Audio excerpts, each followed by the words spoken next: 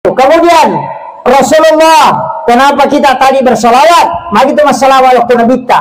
Karena solawat adalah ibadah yang memiliki dua bendahara pahala. Satu dilapor kepada Allah dikalikan 10 kali, dan satu dilapor kepada Rasulullah itu untuk syafaat kelak di yaumil akhir.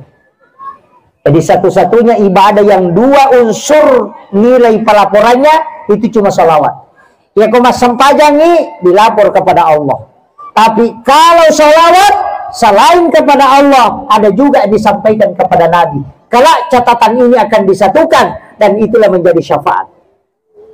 Saya selalu anjurkan baca assalatu wassalamu alaika ayyuhan nabi wa rahmatullahi wa barakatuh minimal 100 kali dalam sehari semalam supaya kita diperhatikan oleh Rasulullah. Jadi baca itu assalatu wassalamu alaika ayyuhan nabi wa rahmatullahi wa barakatuh. Sudah hafal itu? Assalatu wassalamu alaika ayyuhan nabi wa rahmatullahi wa barakatuh.